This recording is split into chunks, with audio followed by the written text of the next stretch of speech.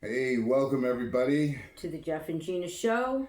And we've got a special series of episodes dealing with the murder of Sir Harry Oakes. And Sir Harry was a baronet in the British Empire who was also known as the richest man in the world during the wartime Bahamas era of World War II.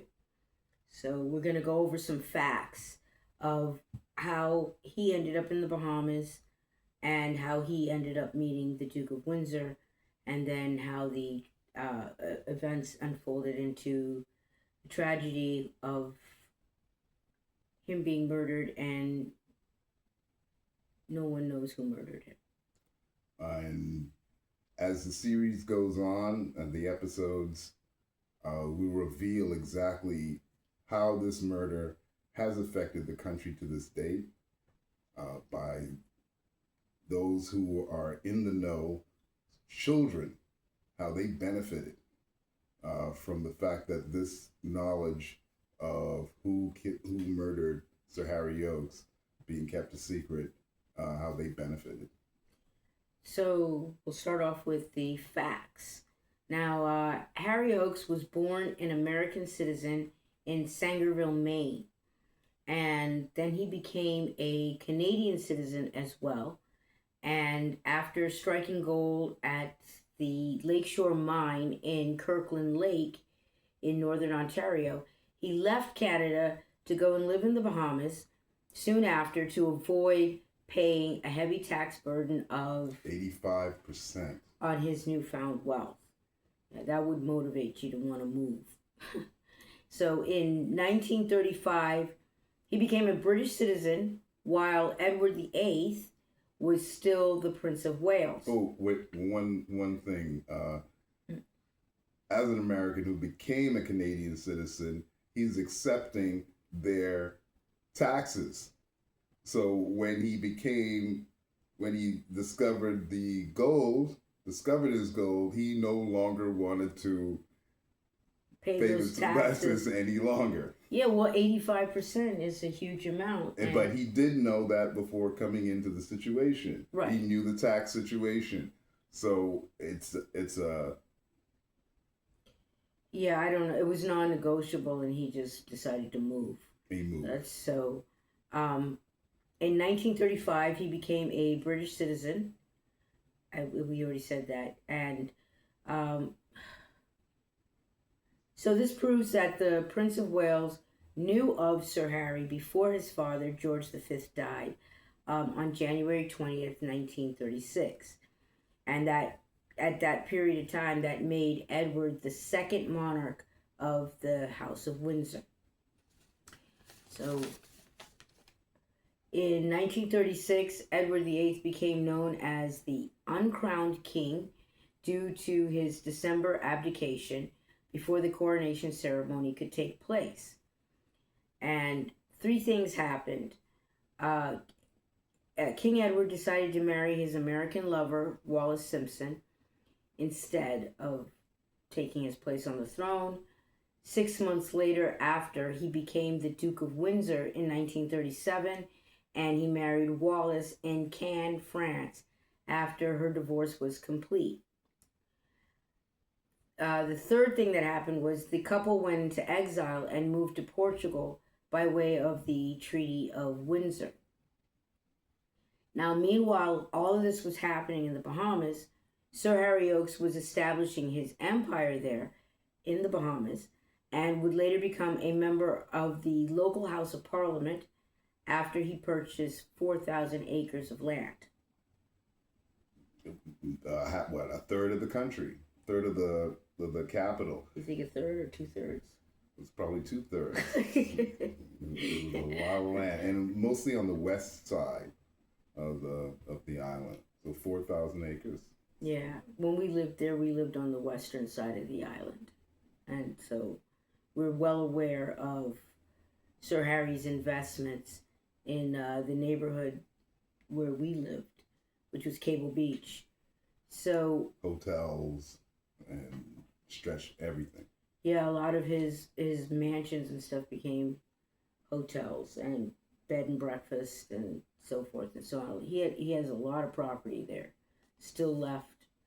A lot of it's abandoned, you would say, and dilapidated, because nobody could do anything with the land. It's still in his name or his family's name. But nonetheless, his investments are still there.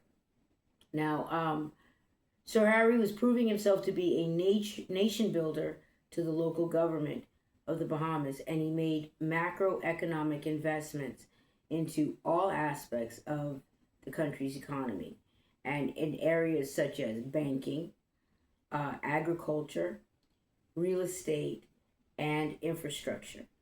And one of the things that Sir Harry is remembered for is the huge water tower that's near downtown, a big white water tower. He was the first to do town planning, like real town planning, or advanced town planning, by digging catchment systems. There's a corridor that runs off of Saunders Beach that goes to the central part of the island, and you can actually see all of the catchment systems where they would catch water and it would drain to the water tower. And that's how Bahamians and residents who lived there were able to get rainwater delivered to their house through a piping system. And at the time they used iron pipes, the old-fashioned iron pipes. I mean, since then it's been replaced in the last, I would say, 15, 20 years. They were upgraded to PVC pipes because the pipes started to rust and make the water like rusty. So all of that is part of the ongoing maintenance of the infrastructure projects that Harry O started in between the 30s and 40s in the Bahamas while he was living there. So by 1940, the Duke of Windsor's ambition to be remembered as an international diplomat appeared to be at odds with the sitting British government. The Duke was invited to inspect the Guard in both Germany and France, and made it clear that the French were unprepared for war. This information put the Duke's life in danger of being kidnapped by Adolf Hitler, who promised the Duke that he would restore him to his throne when Germany won the war. So while the Duke made arrangements to move out of Portugal into Spain, he also attempted to open a bank in Portugal. Winston Churchill, Britain's wartime prime minister, sent a telegram to the Duke in Portugal offering him an appointment to be the governor of the Bahamas to stop his activities from interfering with Britain's defense in Europe. On August 17 to 18 in 1940, the Duke and Duchess arrived in Nassau on an ocean liner called Lady Summers. Okay. And I think that's it. And that is the beginning of the arrival. Right. So. And how did your father buy property from the Oaks? Well, it wasn't until Pinland, who was the Prime Minister of the Bahamas for 25 years, once Pinland had, Sir Lyndon Pinland, sorry, once he had moved in Skyline Drive, in the back of Skyline Drive, where Sir Harry Oaks, his widow, Lady Eunice Oaks, her estate was in the back there, overlooking Lake Cunningham, and her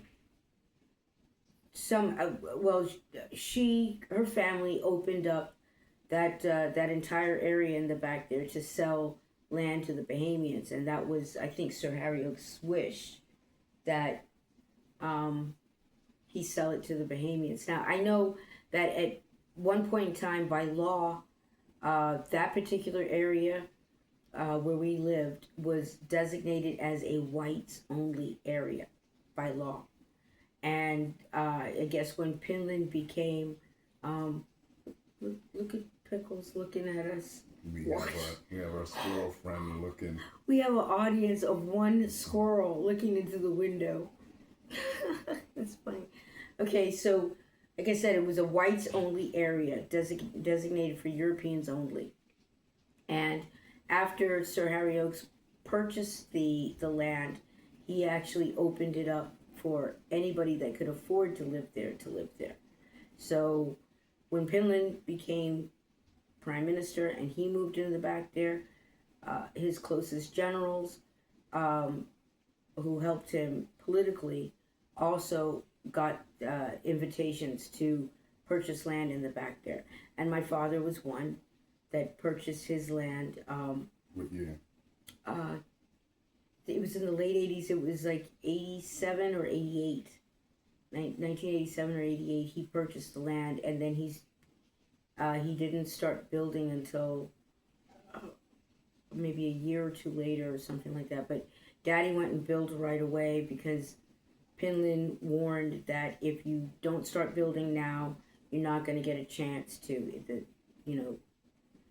He said, Pinland described it as the delivery boy is coming, and that's what he called Hubert Ingram, who became prime minister for the F&M government after he supposedly ousted Pinland. So, and it was all diplomatic, but that's how once the change of power, once the changing of hands of power took place, as Pinland predicted, land became scarce in Nassau. So now my run-in with Sir Harry, I was probably about 75, and a neighbor, same age, I'd say 76, so 11 years old, Chris Cookie Cartwright. We took a bicycle ride, had our bicycle, rode up to where Sir Harry was murdered. In his home was still standing. It was dilapidated, mostly built of wood and coming down. The second floor where he was at was the stairs were falling apart. So I remember Cookie and I trying to kind of like get up there and seeing if it could carry our weight. We're trying to get to the bedroom where Sir Harry was, his body was discovered. Not that anything, not that we would expect to see anything, but just to go up there, it's such a legendary event in the country. So we managed to get into the room, and like I said, we were really taking it in. My father had the book King's X, which is about the murder of Sir Harry Oakes and the trial. One of many books. How they used common law to examine a murder trial. Because that's what they use in the Bahamas. They use common law and statutory law, but in this case they used common law. So as I recall, memory being what it is that all rooms are all cleaned out. The bedroom definitely cleaned out. Blood splatter on the green screen. The green screen, of course, removed. So now you're just dealing with a wall and floor. Blood takes on a black look after a while over the years, and we may or may not have seen some splatters. I'd like to think that we saw some splatters because there were some markings on the wall and the floor. But you saw all of that? The kitchen, we went into the kitchen. The kitchen was huge. This guy lived like a king. And this was a huge place, and this is all before the place came down. And I think within maybe 3 or 4 years, you couldn't go into it due to the wood. And we moved into Cable Beach 1971, 72. So it was a year before independence, and moved from New York to the Bahamas. The father was Bahamian, so so everything was like really fresh in the neighborhood. A lot of the rumors and the some of the things, Cable Beach Manor, where Count Marini owned, had now become an apartment complex, and they had added more to it to get more people in there. But that was a mansion in itself, to become an apartment complex on the beach. You lived there, didn't you? Later on, many years later on, and where Sir Harry Oakes' house was, it was on a, would you say, a bluff, a hill. It was on a hill where it could overlook the beach. It overlooked Western. Because I think most of that area out there, that's like by Plantation Hill, right? Or, like on the way to Orange Hill? Yes. Is that before Orange Hill or after? Before. It's before Orange Hill, and that's Plantation Hill. Yeah. There's a bar there on the corner, right on the side as you turn through the corner, going in the back there by where Westridge, the remains of what Westridge is to this day. And I remember going in there. I by the time I went there, my cousins took me to Sir Harry Oakes' house. I was about 16 years old. You know, I was in 10th grade, and I went there with some cousins, and the only thing I saw was the fireplace. That you remember the tile? There's like a tiled fireplace that as soon as you walk onto the property, and the floor was black and white. That may have been the kitchen. I don't know. I don't. Yeah, the black and white floor. The black and white floor tiles. Yes. I remember seeing the black and white floor tiles and the chimney, because the chimney was stone, so it was like the only thing left. Anything that was wood was rotten and gone. I did not see the stairs.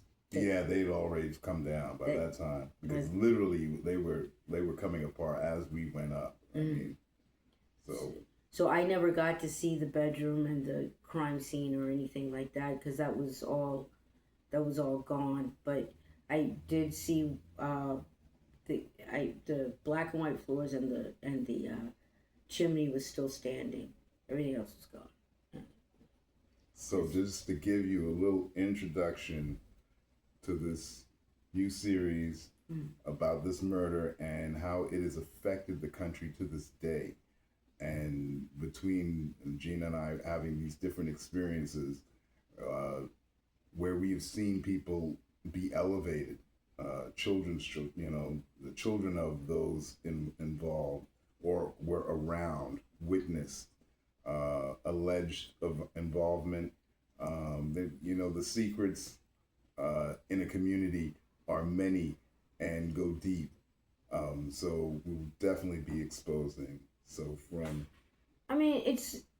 would you say it's exposing? Because it's been there almost like 80 something years now. But it's like after a while people get tired of talking about it, and I just don't think that it's fair that this man came down to invest in the country and nobody cares to find out or to tell the truth about how his body was disposed of. And there are many books that are written on it, and if you read all the different books, you can get a different clue from each of the different authors, and you pretty much can put together who was responsible for getting rid of him. Well, let's put it this way: there are people who benefited from his death, his murder. So you're saying he was robbed? He was targeted and robbed? Yes, and the children of those are benefiting. And he was targeted and robbed because he was considered a foreigner, an outsider. Because Bahamians have always been known to be very cliquish and clannish, and tribal. Yeah, very tribal. And if they didn't grow up with you, or their grandmother didn't feed you when you were a kid or anything, it's kind of like they shun everybody else out that doesn't have the intimate experience of community. Their paper mache festivities bring them together on the holidays. Yeah. I mean, but you understand what it is that it's just that regardless of this man sharing his wealth with this community, adopting this community, they still turned around and plotted on him and killed him and robbed him. And there were a number of reasons why, and that's what we're going to go over. Like, what contributed to the hate for this man? I mean, it was just straight up contempt. Look, we know if you stealing, if you're not paying your taxes, it's against the law. That's a crime. There are other crimes. Starting a bank, going to another country and starting a bank, and you, during wartime, during a war, that kind of like all kinds of things like that. So we definitely would be looking into the little nooks and cranny of the Sir Harry Oakes murder. And I think that we kind of came to the conclusion of the culture of Bahamian society. They normally do have contempt for the loser and the deceased, and that they don't really protect anybody's dignity. And that's why, we wanted to clear up a couple of things that we found, because, everybody deserves dignity in death, no matter who they are. Rich or poor, whatever, foreign. As long as you're crying. Exactly. And here it is. At the time, this was the richest man in the world, and he could not buy justice, or he couldn't buy love. The people still plotted on him and took everything and shared it amongst themselves. And really, they haven't really grown anymore. They haven't really benefited from the theft. Pitting one side against the other, and no issues or problems get solved. Just for this Ponzi scheme type of shifting of monies. And that's what it's kind of come. And now the money is like, it's not doing it anymore. It's very small money, and people are waking up. They can't be bought by this low price anymore. But yeah, and another thing too, there was a lot of investment. The Bahamas being a tax haven, they were created into a tax haven because a lot of the foreign businessmen, the billionaires of the day, they were doing business with the Nazis, with Hitler. And Hitler had to get his money out of Germany and store it before it becomes the spoils of war. So the Bahamas was one of the places that benefited from a lot of Nazi money. And it's neither here nor there or whatever. I mean, this happened so long ago. But there were a lot of countries that benefited from Nazi money. And I know that a lot of people think that it's anti-Semitic to probably admit something like that, but it's not. It's just a reality. And so money come, money go. And it doesn't really matter who it comes from. You can't demonize that. It's currency. That's called currency. That's why it'll be in Jeff's hand one day, it'll be in my hand the next day, it'll be in your hand the next day. But that's the story of money. It's the cycle of it. The problem is when you start seeing it circulate, and and it stops at Gena, and you don't get it. Therein lies the problem. And yeah, it makes people very, very nervous. So until next time, I think this is a good start, so that we could introduce ourselves on this subject, and introduce ourselves to our audience that's also interested in discussing this subject. So finding out more. So until next time, this is Geoff.